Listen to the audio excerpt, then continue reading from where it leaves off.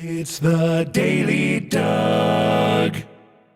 Hey y'all, welcome back to the Daily Doug. Thanks for being with me today. My friends, it's a Friday. You have arrived at the end of another work week, and I have a Masterpiece Friday all set up for you, and I'm happy that you are here. Today's episode is a timely one, and it's one that I am very much invested in. I have heard this song. We're looking at a classic protest song written by Neil Young, performed by Crosby, Stills, Nash and Young. It's Ohio.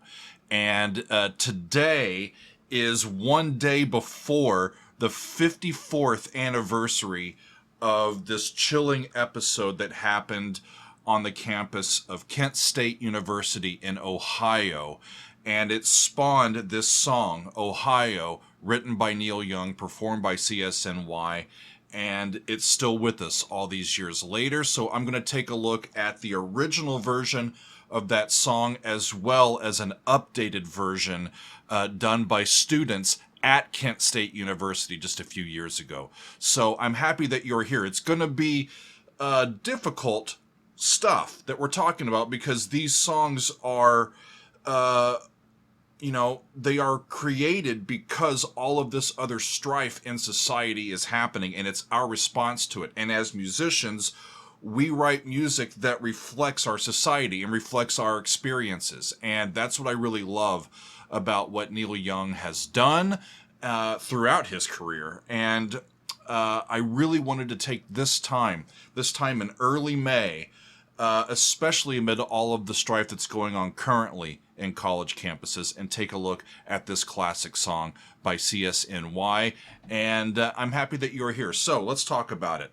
Like I said, it was written by Neil Young in 1970 in response to the May 4th, 1970 killing of 4 college students by members of the Ohio National Guard at Kent State University in Ohio.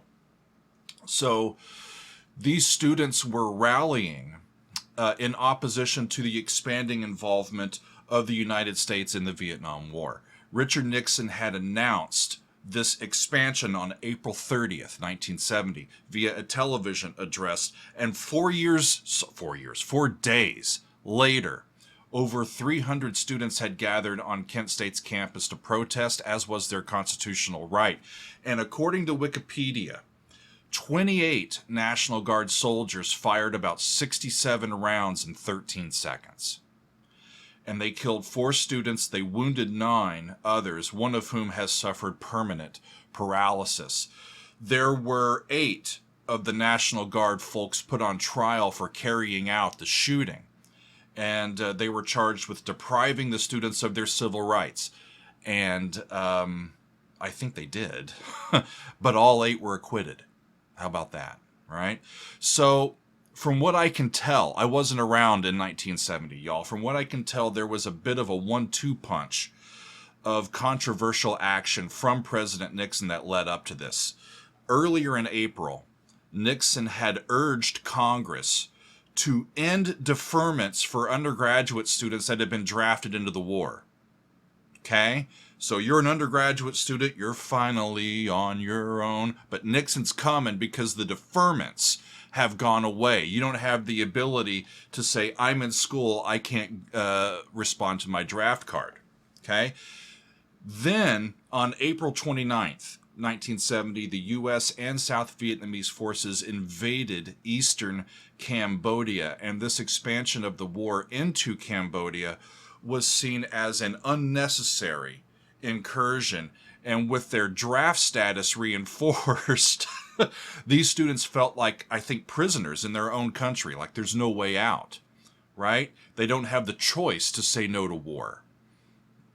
And across the United States, college campuses erupted almost literally overnight in protests against both of those things, I believe. And at Kent State, more than 500 students demonstrated on Friday, May the 1st, and then they planned another rally for May 4th. And President Nixon ended up personally responding. He called the protesters bums and privileged. And the governor of Ohio, Governor Rhodes, called out the students as un-American, and he called them revolutionaries set on destroying higher education in Ohio. And then because of that, the National Guard was called in, and that massacre happened, you know. So Neil Young wrote this song pretty much immediately. And he was siding with the protesters and condemning the government's response. So along with Stephen Stills and David Crosby and Graham Nash, Neil recorded this song only 17 days after the May 4th incident. And the song was completed in just 2 or 3 takes. And the band performed the song live to tape. They just did it. And that's what we are left with in this wonderful recording that we have. They released the song as a single the next month in June. And Stephen Stills' song, Find the Cost of Freedom, was included as the B-side to that single. Quite a social commentary on both sides of that single, right? So these songs became rallying cries for the anti-war movement, and they gained widespread popular appeal, although some radio stations refused to play the song because of the anti-war, anti-Nixon sentiment. So, yeah, let's go back to 1970, friends, and hear CSNY singing their classic protest song, Ohio. Off we go.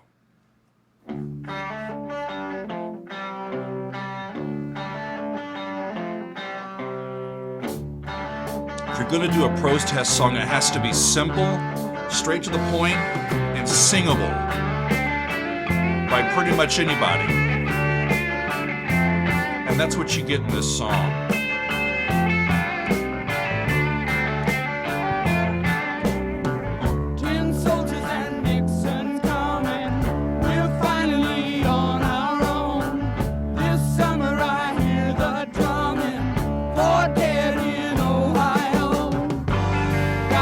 So they move. Here's Graham's high harmonies. This is a 2-5 in the relative major, but they never go there. G minor 7 with the C, and it doesn't go to F. It goes back to D minor. Except for a second D major, I forgot about that. And then back into D minor. That's cool.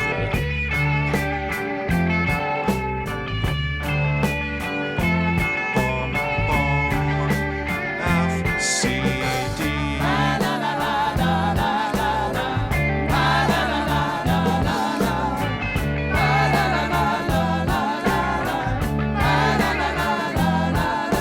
See, you can sing along with it. You can join in. Soldiers are cutting us down. Should have been done long ago. What if you knew her and found her dead on the ground?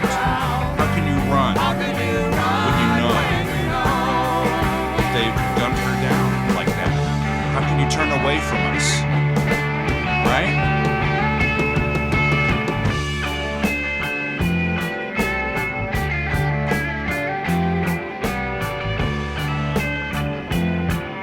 Relatively easy key.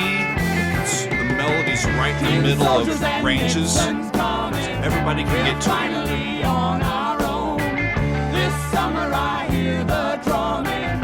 Or dead in Ohio. Or dead in Ohio. Or dead in Ohio. Or dead in Ohio. Or dead in Ohio. How many more? How many more? I think that's Stephen Stills back in the background. It's a classic tune, and it really works as a protest-style song for those reasons that I was pointing out. So back in 2020, when we were on lockdown, right? That's when coronavirus was rampaging. I don't have to remind you, right? Remember social distancing? Never wanted to hear those words again. So that was the norm. At the end of the college season. And the students from Kent State University performed an a cappella arrangement of this song to commemorate the 50th anniversary of those events. The version was requested and approved by Neil Young himself. So I was sent this by one of our patrons, and I haven't heard it yet, but I love choirs. I'm a choir composer, I'm a choir director, and I'm curious to see what they were up to. I'm sure it's going to be one where all of these different students are in their Zoom boxes, because that's what we were up to, trying to sing in a choir, but in your own space in 2020. It was a crazy time, y'all. But let's hear the Kent State University Chorale under the direction of Scott McPherson performing their version of Ohio by Neil Young. Off we go. Kent State University Chorale.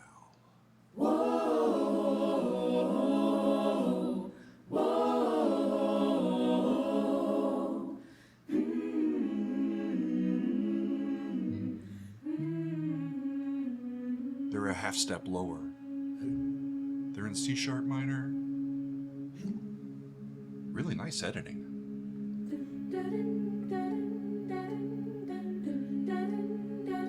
Doing a little bit of that guitar lick for the background. We're finally on our own. This summer I hear the drumming. A little more adventurous harmonically. There's the one, the 6 chord, 5 of 5.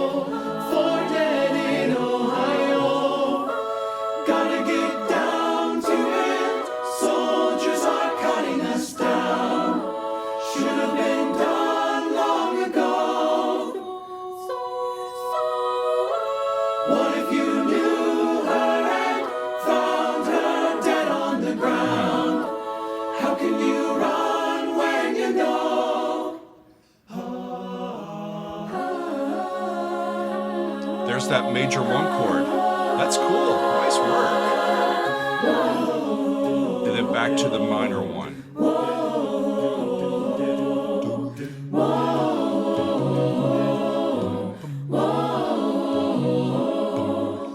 Tin soldiers and Nixon's coming. We're finally on our own. This summer I hear the drumming. For dead in Ohio. For dead in Ohio, for dead in Ohio, for dead in Ohio, for dead in Ohio. Gotta get down to it, soldiers are cutting us down. Should have been done long ago. What if you knew?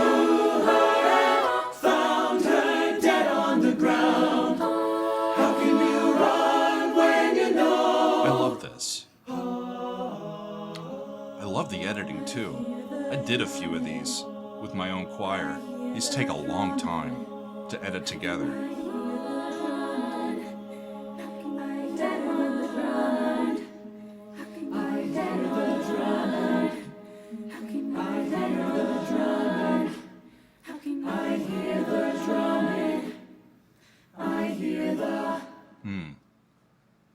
And there's the picture, the iconic picture, right? That kind of brings it into focus, right? There you go, friends. Thank you, students. That was beautiful. Really was.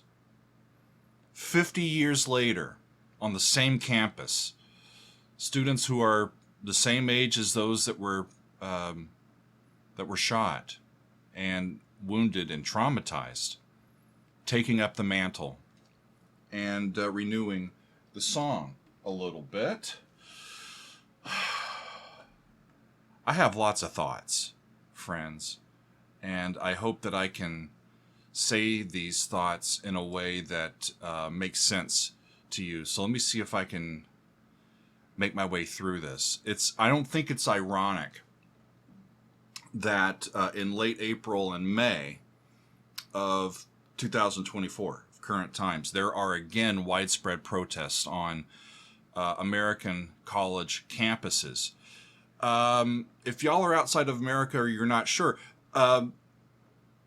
higher education, our academic year ends right about this time. The students are taking finals, they're finishing final projects.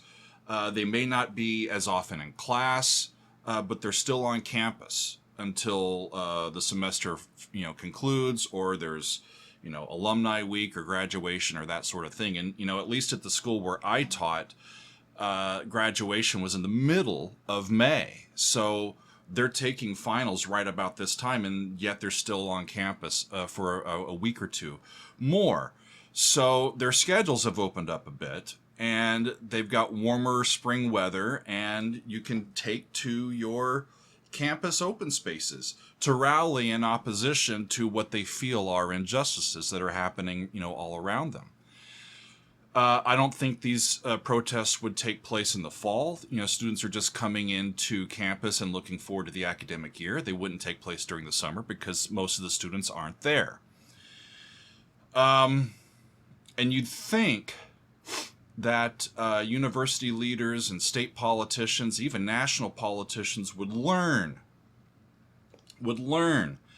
how to engage with protests like this one that are happening now, and like the ones that happened 54 years ago. But somehow it seems like they never do.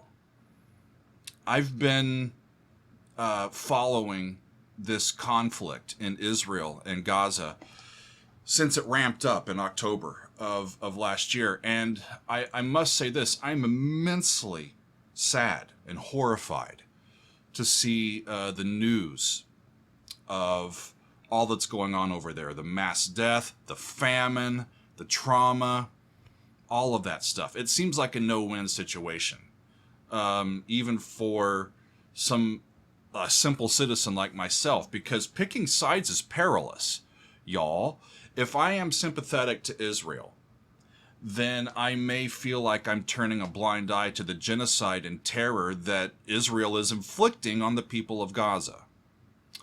But if I'm sympathetic to Gaza, I'm seen somehow as anti-Semitic and against the Israeli people's right to defend themselves. It's a huge mess. And it's a mess that I'm pretty sure has multiple millennia of background and ongoing conflict. There's simply no simple answer to quell this, to quell the violence, to make everything happy and peaceful, it seems like, But that's exactly what our students are trying to rally for, in my opinion, a stop of the violence.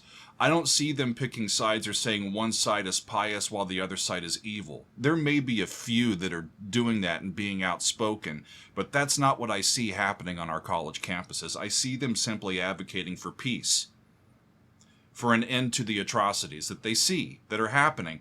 And I understand why the students are angry, right? These atrocities that are being carried out are being done so with the aid of American weapons. They're being done with the aid of American technology and American support. And it's tough to take, right? In 1970, we had students across America protesting our involvement in the Vietnam War as a moral catastrophe that the U.S. should stop waging, right? And they were right. In 1970, those students were right. And President Nixon was wrong. And Governor Rhodes was wrong. And in 2024, currently, we again have students across America protesting our involvement in the Israel and Gaza conflict as a moral catastrophe, just like the one in Vietnam. And that the U.S. should stop supplying one side with weapons. And guess what? The students today, they're right too, in my opinion.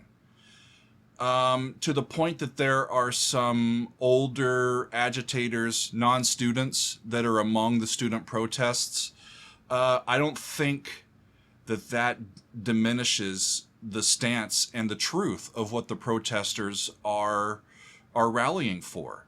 You know, it doesn't change that. And you know, it may be easy and lazy, I think, to get mad at these what do we call them, spoiled brats. I think it's easy. It's a cop out. Yeah, I think it's cowardly to focus on what they're doing, you know, and what the students are saying. It's just cowardly to focus on their First Amendment protected speech instead of what they're talking about, what they're actually rallying for. Let me ask you this: if you feel like these students that are protesting now are lazy or spoiled brats, you know, the question I would ask you is that why do you think all of these people are so upset? Why do you think they're so upset? And I think it's because we're helping a government wage a brutal war that's already killed over 13,000 children, not to mention adults. You know, 13,000 kids. How is that justified? I think the answer is apparent. It's not. You know, think of these students. Think of these students that are protesting today. They've been learning about world history, you know, in school. And they've learned about world wars and genocides and atrocities throughout history. And they're simultaneously worried about their own futures. They're worried about the future of our society. They're worried about the future of our planet. And they're seeing footage that's not grainy and old like in the past for World War II or Korea or Vietnam or even, you know, Desert Storm. They're seeing high definition footage that's happening now, and they see it on their phones, right? This information is there. We can see it. The world is a global place. You know, it's a small place now. These students, y'all, as a result of that, they're acting out. They're not anti-Semitic. Almost all of them. They're not pro-Hamas. They're just pro-peace. That's all that I see from them. And these students understand, I think, that for humanity to continue to thrive, we have to learn to share our resources and live in harmony with each other. And that takes intention. And sometimes it takes work, and sometimes it takes forgiveness, but it takes intention to do that. And I think that instead of trashing these courageous students and calling them privileged or bums, you know, perhaps we should listen to them. Perhaps the thing that an intergenerational conflict needs more than anything are fresh perspectives that can shine new lights on old problems. We should have learned from the mistakes of Governor Rhodes and President Nixon in 1970. Don't attack our protesters with overreaching government force and violence. Sit down, listen to their concerns with open minds and hearts. That's how you do it. My perspective, y'all, I've been a university professor for much of the last 15 years. And during that time, I've seen students that have consistently been more self-aware, more kind, more empathetic, more informed than I remember myself and my peers being when I was in school in the mid-90s. They're not lazy. They're not bums. And they're not misguided. They're scared shitless at the world that the previous generation has prepared for them. And they're angry about all of the unnecessary trauma and chicanery and fraud and subterfuge that has just rampaged through our politics and trickled down into our society. their anger is justified, I think. And I think for the rest of us that are looking on and trying to make sense of all of this, I think our calling is to really seek changes for their justified anger instead of being petty and just getting mad at them for simply speaking truth to power. So that's what I have to say about that. It's a messy, messy situation, and I could go into a lot more of my thoughts, but I think I'm going to leave it there. Friends, these protest songs need to happen. I laud Neil Young and CSN for doing this song and doing it so quickly and reacting with courage on behalf of these young people who believe in and desire a better world than we are matriculating or pulling off at this given time.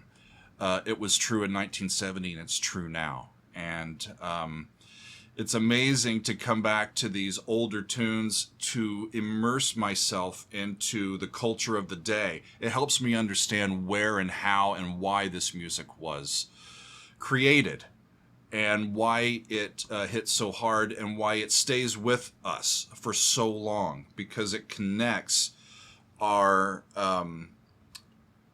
psyche, our thoughts, our reactions to what we see and experience around us, and it's able to distill it in a song, and it makes it speakable, singable, and as a result, we're able to work through it a little bit more. So my hope is that peace can reign, friends. We just need to give peace a chance. That's all I'm talking about, and just be in conversation with each other. Don't pull a weapon. Ask a question. That's what I would say. And I support these students that are out there now. And I'll support anybody who is reacting to what they see as an atrocity by saying, you know what, that shouldn't happen. We should fix that. I think it's courageous and I think it's justified. And on that note, friends, I think that will be it for me today. If you made it this far, thank you for listening. This has been cathartic for me to kind of get some thoughts out here and listen to Ohio two different ways, from Neil Young with Crosby, Stills, and Nash, and with the students of Kent State University. Thanks, y'all, for being with me. I'll see you next time on another edition of The Daily Doug.